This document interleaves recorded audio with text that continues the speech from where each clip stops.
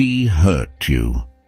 The words might be simple, but the feeling is a complex storm of confusion and pain. It's a wound that goes deeper than the surface, lodging itself in your mind, replaying the moment of impact over and over. Maybe she said something that cut you to the core. Perhaps she did something that shattered the trust you had built together. Whatever the action, the result is the same, a profound sense of betrayal. That betrayal leaves you feeling unsteady, questioning everything you thought you knew about your connection. This pain is real. It pulls your thoughts into a vortex of what-ifs and why-nots, consuming your energy and peace. Your first instinct is a powerful one. It's a primal urge to chase. You want to chase after her for an explanation, believing that understanding why will lessen the pain. You feel an overwhelming need to make her see how much she hurt you, to hold up your emotional wounds for her to witness and validate. This impulse to demand answers, to seek validation, feels like the only logical path. You believe her acknowledgement is the key to healing. But this instinct, as natural as it feels, is a trap, a siren song that pulls you deeper into turmoil. Every text you send demanding clarity, every phone call where you plead your case only weakens your position. You are handing over your power, piece by piece. You are showing that your emotional stability depends on her response, her approval, her willingness to engage. This chase puts you in a subordinate role, waiting for her to grant the closure you think you need. It's a cycle that rarely ends with satisfaction, often leaving you more frustrated and diminished. Reacting from raw emotion often works against you. It clouds your judgment and leads to actions you'll regret. Instead of projecting strength and self-respect, you project desperation. You become the pursuer. She holds all the cards in this painful game. This initial reactive phase is the most critical. It sets the dynamic for everything that follows. A torrent of emotion might feel justified in the moment, but it ultimately undermines your dignity and prolongs your suffering, keeping you tethered to the person who caused the hurt. There is a different way, a better way. It is a path that does not involve chasing, begging, demanding. It is a path rooted in ancient wisdom, a stoic approach that reframes the entire situation. Epictetus, it is not things that upset us, but our judgment about things. Your pain is real. Your suffering is amplified by the story you tell yourself. The true victory isn't about getting her to admit she was wrong. It's not about winning her back. It's not about making her feel the same pain you do. The real win is in how you choose to respond. Reclaim your power by controlling the only thing you truly can, yourself. This is where your journey begins. A journey toward emotional mastery and unshakable self-respect. This isn't about suppressing your feelings. It's about acknowledging the pain without letting it dictate your actions. Choosing composure when your insides are screaming for chaos. Your response is your statement to the world. And more importantly to yourself, about who you are. Fall apart when tested, or stand firm, grounded in your own value. This choice is yours, right now. Over this discussion, we'll walk practical steps to get there. Move beyond the shock and pain into a strategy of quiet strength. Stop chasing explanations that only give away your power. Learn why trying to make her feel your pain is a losing battle, and what to do instead. This is not emotional manipulation or playing games.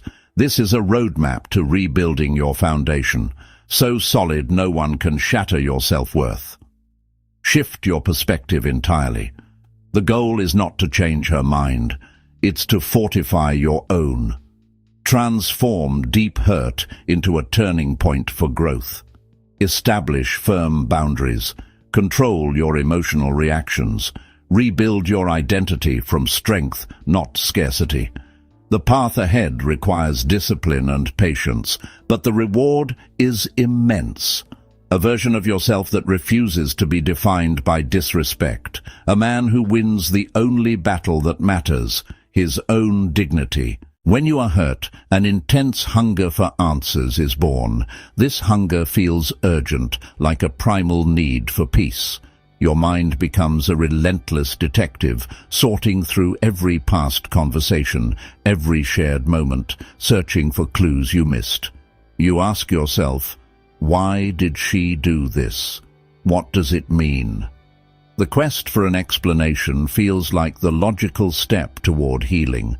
You tell yourself if you could understand her reasoning, you could make sense of the pain. Put the pieces back together. Close this chapter. This drive is natural. It stems from our desire for order. When someone you trust shatters your reality, your brain scrambles for a narrative that fits. The pain creates a void. You think her explanation will fill it, but it's a dangerous illusion that keeps you tethered. You're seeking a logical answer to an often illogical situation. People act from emotions, impulses, internal conflicts they may not even understand. She may not have a neat explanation. Or if she does, it might hurt more or be vague and offer no clarity. Chasing this why is like chasing a ghost. You pursue something that may not exist, draining your energy and emotional resources. The pursuit keeps you engaged in the drama. It forces you to relive the hurt. Instead of moving forward, you replay the past. The first step to reclaiming your power is to starve this hunger. Accept that some questions will never have satisfying answers. Every time you reach out to her demanding an explanation, you are performing a subtle but significant act of surrender. You are handing over your power. Think about the dynamic it creates. You are the questioner, the one in need. She is the gatekeeper of the information you crave. This places you in a position of weakness. You are communicating that your emotional state is in her hands. This reliance on her for emotional closure makes you vulnerable and easy to control. This constant questioning shifts the balance of power. It diminishes your perceived value in her eyes. Desperation is never attractive. When you repeatedly text, call, or show up asking for reasons, you are not showing the depth of your love. Instead, you show a lack of self-control and self-respect. You show her her actions can destabilize you. This doesn't inspire empathy or regret. It elicits pity, annoyance, or a cold sense of superiority. Your value isn't how much you care, it's how much you respect yourself. By over-explaining and demanding understanding, you're arguing your way into being valued. That never works. Respect isn't negotiated, it's commanded through action. Strength isn't in eloquent arguments about your hurt. Strength is your quiet refusal to tolerate disrespect. It's in your ability to walk away with dignity. The power shift is immediate and decisive. The moment you stop chasing, you reclaim your power. Ceasing to demand answers is a silent, powerful statement. You are saying, my peace is not up for negotiation. My self-worth is not dependent on your validation. She is no longer the center of your emotional world. You are. This is the first and most crucial step in turning the tables and winning your self-respect. True clarity rarely comes from a frantic chase for answers. Instead, clarity is found in the quiet moments after the storm has passed. It comes from creating distance and allowing yourself the space to observe. When you are in the thick of emotional turmoil, your vision is clouded. You are too close to see the full picture. You need to step back. You need to let the dust settle. To understand its true form, you have to walk away from it and view it from a distance. Distance gives you perspective. It allows you to observe her actions without the interference of your own desperate pleas. Her behavior in your absence will tell you everything you need to know. Actions are the ultimate explanation. Patience becomes your greatest ally in this process. The urge to act now is a product of anxiety. You must resist it. Give it time. A week of no contact can feel like an eternity, but it can provide more clarity than 100 desperate conversations. In that quiet space, you will start to notice things. You will see whether she reaches out or if she enjoys the power. You will see if she is content to let you suffer or if she simply moves on without a second thought. These observations are the unfiltered truth. They are the answers you are chasing. This period of observation is not passive waiting. It is an active strategy. You are not waiting for her to come back. You are waiting for the truth to reveal itself. This is how you gain clarity without sacrificing your dignity. You let her actions write the final chapter of the story. And while you're observing, you are also beginning to heal. There is a powerful, almost irresistible urge to make her understand the depth of your pain. You want to articulate every nuance, believing that if she could just feel what you feel, she would be moved to remorse. This desire is rooted in a belief that her lack of understanding is the problem. But this strategy is almost always destined to fail. Emotional arguments rarely change a person's fundamental behavior, especially if they are the one who caused the pain in the first place. Your impassioned speeches about how much she hurt you often fall on deaf ears. Instead of inspiring introspection, they can be perceived as accusations, leading her to become defensive, dismissive, more distant. When you repeatedly describe your pain, you are not inviting a connection. You are applying pressure. You are essentially demanding that she take on the burden of your feelings. Your heartfelt appeals can sound like noise. They become a performance of your suffering, one where you are the sole actor on stage, playing to an empty theater. The sooner you accept that your words alone cannot change her heart, the sooner you can turn your focus toward actions that will actually protect your own. When you repeatedly explain your pain to her, you are inadvertently building a cage of emotional dependency around yourself. Each time you go to her seeking validation, you reinforce a destructive idea that she's the source of your potential healing. You are making her the keeper of your emotional well-being. You become trapped in a cycle of seeking comfort from the person who caused your discomfort. This dependency systematically erodes your self-respect. Instead of being perceived as a strong, independent individual, you become someone who needs her to fix him. This is a position of profound weakness. Furthermore, this pattern of behavior makes you predictable and ultimately less compelling. Your constant appeals become a broken record. A man who is grounded in his own worth does not need to repeatedly announce his injuries. He tends to them himself. To break free, you must sever this cord of emotional dependency. You must make a conscious decision to be the primary source of your own validation and healing. Seeking her validation is like asking your jailer to unlock your cell.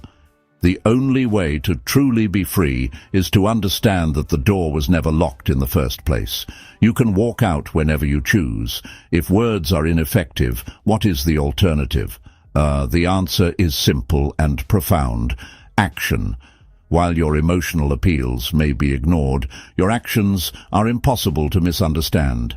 They speak a clear, direct language that communicates your value and your boundaries far more effectively than any speech ever could. You are no longer a victim seeking pity, but a man of substance enforcing his standards. The most powerful action you can take is quiet withdrawal. It is a strategic, self-respecting move to remove your energy and attention from a person who has proven they are not careful with it. By creating distance, you are making a silent but potent statement. I will not participate in a dynamic that devalues me. You invest it in rebuilding your own life. You go to the gym. You focus on your work. You reconnect with friends who respect and value you. Ultimately, you must accept that you may never get the apology or acknowledgement you feel you deserve. Your victory comes from accepting this reality and choosing to move forward anyway. Your actions, your withdrawal, your self-improvement, your enforcement of boundaries become your closure. They are the final word, spoken not to her, but to yourself, affirming that you are worthy of respect, starting with the respect you give to yourself. When you are hurt, the pressure builds inside you like steam in a sealed container. Every fiber of your being screams for release, to unleash a torrent of emotion, to shout, to accuse, to show her the full extent of your anger and pain. You believe this raw, unfiltered display is power, but that's a dangerous half-truth. It's an illusion of release. That momentary satisfaction from yelling is fleeting. A short-term fix that creates long-term damage to your dignity and self-respect. You are not releasing pressure. You are setting off a bomb in your own life. An emotional explosion hands your adversary a victory. It shows them they can break you.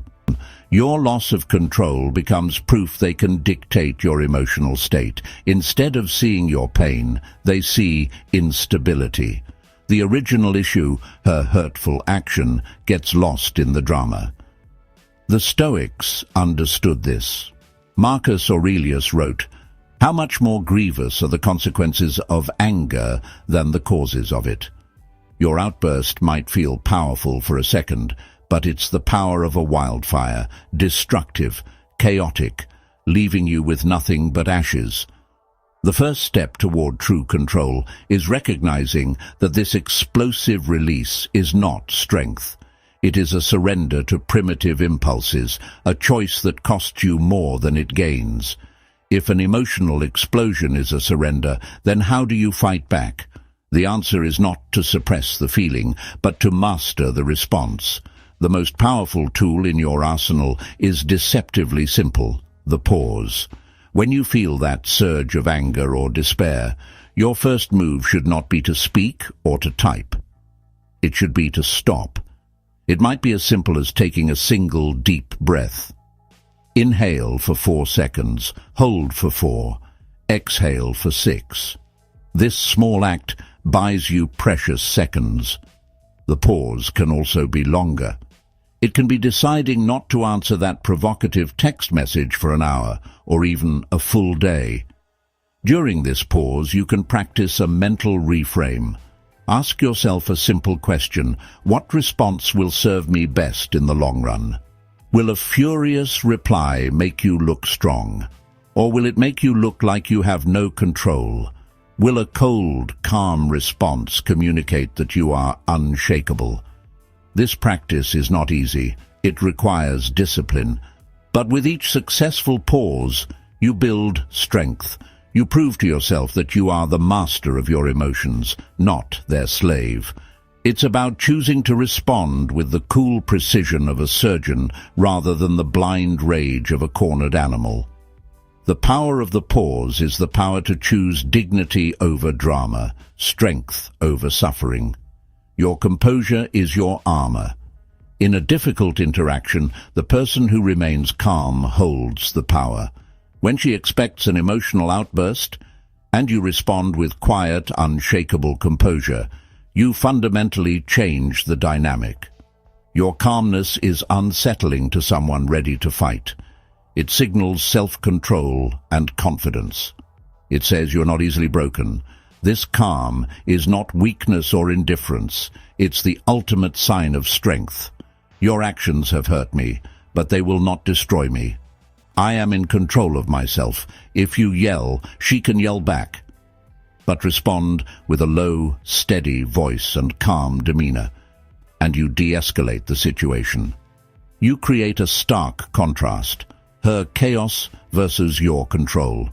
That contrast often forces her to confront her behavior. Your composure acts like a mirror, reflecting her lack of control. Emotional discipline is a gift to yourself. It's your shield against disrespect and inner impulsiveness. Each time you choose calm over chaos, you reinforce your self-worth. You teach yourself peace matters more than temporary angry satisfaction. This calm is a way of life, the foundation for an unshakable identity. A man who cannot be easily rattled, a man who commands respect because he first respects himself enough to stay in control. After controlling your initial reactions, the next step is to build a fortress to protect your emotional well-being.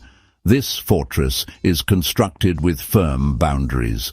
A boundary is not a wall to keep people out. It is a clear line that you draw for yourself, defining what you will and will not accept from others. When someone has hurt you, establishing boundaries is not an act of aggression. It is a necessary act of self-preservation. It is the blueprint for how you demand to be treated by others and, most importantly, by yourself. I will not engage in conversations that involve yelling. I will not accept last-minute cancellations that disrespect my time. These are not demands you make of her. They are standards you set for yourself. They are not about controlling her behavior. They are about controlling your own participation in situations that are harmful to you. Without clear boundaries, you are leaving yourself open to repeated disrespect. You are essentially telling others that your comfort and dignity are negotiable. When you allow someone to cross a line once without consequence, you are inviting them to do it again. Therefore, the first step is to sit down and define what your non-negotiables are. Write them down. Be specific. This is not a list of grievances to present to her. This is your personal constitution, a reminder of the respect you deserve. These defined boundaries become the foundation upon which you will rebuild your sense of self. They are the clear, bright lines that will guide your actions. A boundary is meaningless if it is not enforced. A line drawn in the sand is easily washed away by the next wave, if it is not reinforced with stone. When your boundary is tested, and it will be, you must be prepared to act. We've discussed this before, and this conversation is no longer productive. I'm going to end this call now. Then you do it. You end the call. Consistency is the key to making your boundaries real. You must enforce them every single time they are challenged. If you enforce a boundary on Monday but let it slide on Wednesday, you are sending a mixed message. You are teaching her that your standards are flexible. You may be accused of being cold, difficult, or unfair. This is often a tactic to get you to back down. You must stand firm. Remember that your job is not to manage her feelings about your boundaries. Your job is to protect your own peace. Each time you calmly enforce your standard, you are casting a vote for yourself. You are training yourself and her that you are a man whose lines are not to be crossed. The ultimate boundary, walking away. It is the most powerful move you can make when faced with a pattern of disrespect that will not change. It is a quiet, dignified decision for your survival and well-being. Allowing repeated disrespect is self-betrayal, like drinking a small amount of poison every day. You will not build immunity. You will only get sicker. When someone shows they do not value you, believe them. Staying in a harmful pattern proves you sacrifice your well-being for someone who won't. The ultimate boundary is saying, I choose me. Walking away protects your emotional and mental health. It stops the bleeding. This is not about giving up. The game is rigged, and the only winning move is not to play. This decision will be hard, but the temporary pain of leaving is less than the chronic pain of staying. Victory is not changing her. Victory is refusing repeated harm. You are no longer waiting for her to give you closure. You are creating your own by closing the door on a chapter that no longer serves you. It is the ultimate statement of your worth. You know, choose yourself. The pain from her actions does more than just create a wound. It leaves an echo. This echo reverberates through your mind, distorting the way you see yourself. When someone you trusted devalues you, it's easy to start believing their assessment. You see a reflection tainted by doubt and insecurity. Her words or actions become a new critical voice in your head. It whispers that you are not good enough. It whispers that you are lacking. Ambient whispered phrases: not good enough, lacking. This damage to your self-perception is one of the most insidious consequences. Your confidence, once a steady flame, can be reduced to a flicker. Simple decisions become difficult. You question your judgment in other areas of your life. This is a critical moment. You are at a crossroads. One path leads to accepting a diminished version of yourself. The other path, the harder path, is rebuilding, consciously rejecting her valuation of you, seeing the hurt not as a final judgment, but as an external event you can overcome. Your value was never hers to give, and therefore not hers to take away. Your worth comes from your character, your integrity, your resilience, your actions. The pain you feel is real, but the story it tells about your value is a lie. The first step in rebuilding is recognizing that lie. The echo in the mirror is just an echo. It is not your true voice. Rebuilding your identity is not a passive process. It is an active daily practice of construction. You are the architect of your own self-worth, and it's time to lay a new foundation, brick by brick. This process begins with small, manageable actions that create momentum. The goal is to generate small wins, daily proof that you are in control and capable. Start with your daily routine. Wake up at the same time every day. Make your bed. The world may feel chaotic, but this small corner of it is under your command. Go to the gym. Pushing through physical discomfort teaches you that you can endure hardship. Next, you must reconnect with your social supports. Reach out to trusted friends, the ones who have always seen your value. Finally, dedicate yourself to purpose. Find a project or a goal that is entirely your own. Meaningful work fills the void that was left by the pain. When you are engrossed in a task that matters to you, you have less mental space for replaying the hurt. This is how you build a new identity, not by erasing the past, but by building a future that is so compelling it makes the past irrelevant. The ultimate shift in rebuilding yourself is moving from seeking her approval to fulfilling your own purpose. For a time, your emotional compass pointed toward her. Now you can build something far more durable. Recalibrate your internal compass. Point it at your North Star, your purpose. Purpose doesn't have to be grand. It could be the purpose of being a reliable provider, a creative artist, a skilled craftsman. When driven by purpose, your self-worth isn't tied to whether she texts back. It's tied to effort and progress. Living with purpose changes how you carry yourself. You walk differently. You talk differently. You operate from internal strength, not external need. This creates genuine, unfakeable confidence. He's not chasing anyone. He's building. He doesn't seek validation. His work provides it. This is the final reframe. The hurt becomes the catalyst for transformation. The pain wasn't just a wound, it was a gift. You stop building on sand and start building on bedrock. Shift your focus from "get her to see me" to "build a life so valuable her opinion is irrelevant." That's the shift. The journey through pain is never easy.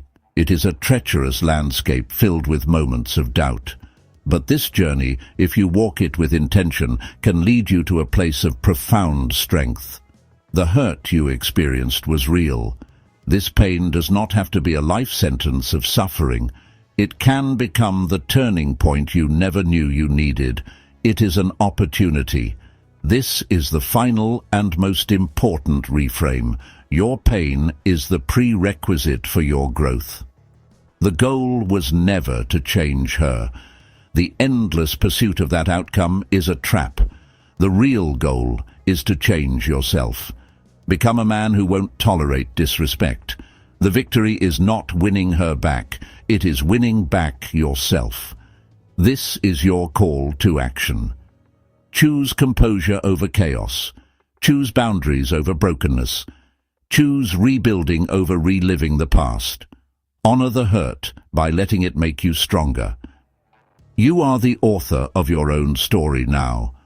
The true win is not her apology or return. The true win is looking in the mirror and seeing a man who respects himself, a man in control of his emotions, a man who builds his own value. This is a victory no one can ever take from you. This is how you win.